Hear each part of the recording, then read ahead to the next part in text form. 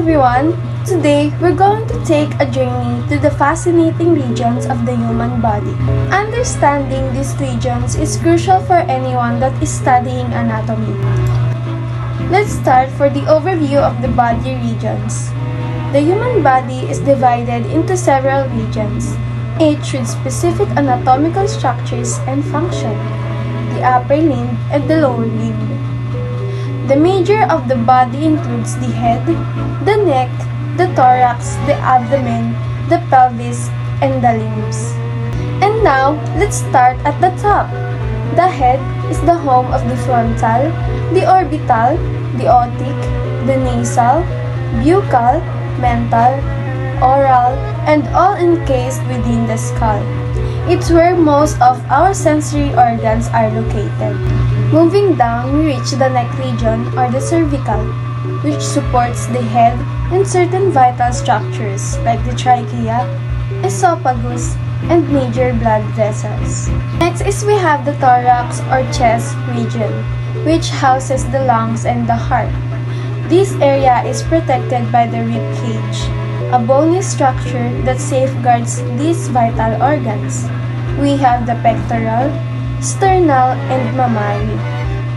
The thorax plays a key role in breathing and circulation, ensuring that oxygen is delivered throughout the body. Thorax is the abdomen, often referred as the belly. This region contains most of the digestive organs, including the stomach, the liver, the pancreas, and intestines. We have the abdominal and umbilical here.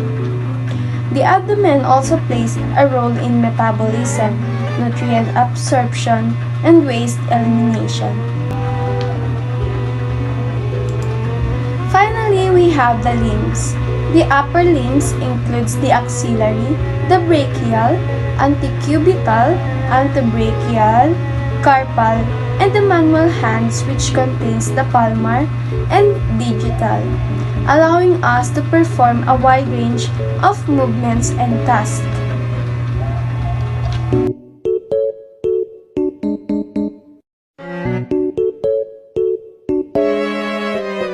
How can these ordinary household items provide a mindless hours of fun? The answer is indoor fishing. In this challenge, the participant will hold their chopsticks in their mouth as a makeshift rod. Using the paper clip as a hook, they must catch the body regions that are aligned at the edges of the armchairs to win the contest. The first two to complete this task will advance to the next round of the competition.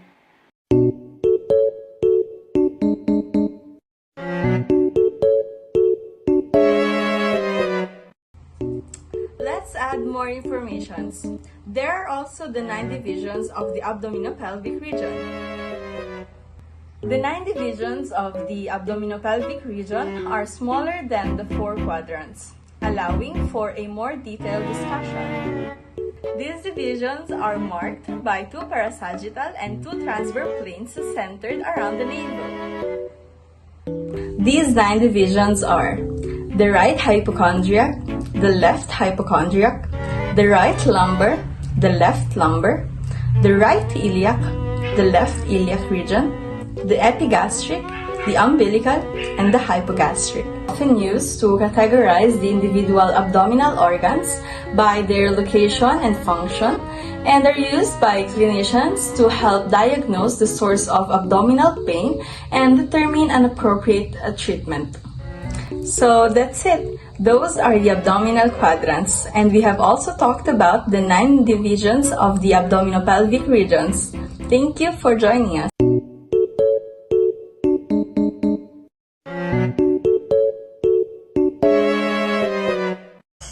Chopstick. For this challenge, the participant will use chopstick not for eating purposes, but for stacking the cubes the game master has prepared. Each cube contains a picture of the body cavity of a human. Hand-eye coordination is a must to complete the task. The goal is to stack and arrange it correctly within 1 minute. The first one to finish will automatically advance to the final round.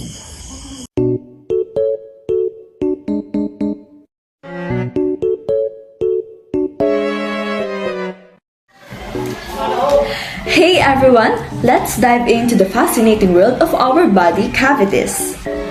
Did you know that our body has special fluid-filled spaces that protect and hold our internal organs?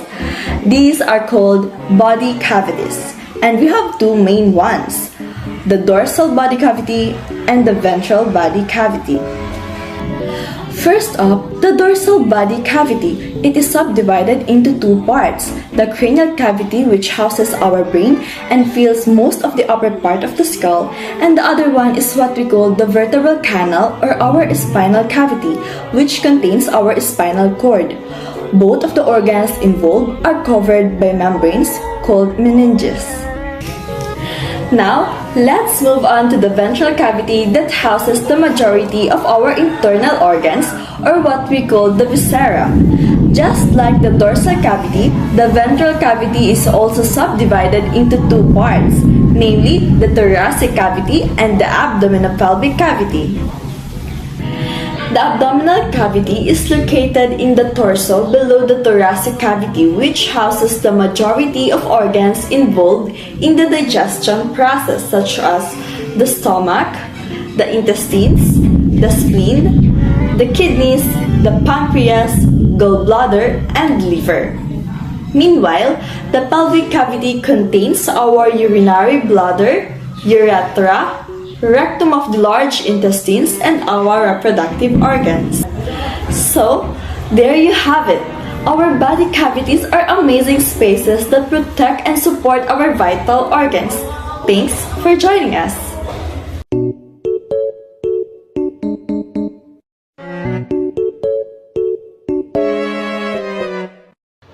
Who would think that putting a label on something can get hard?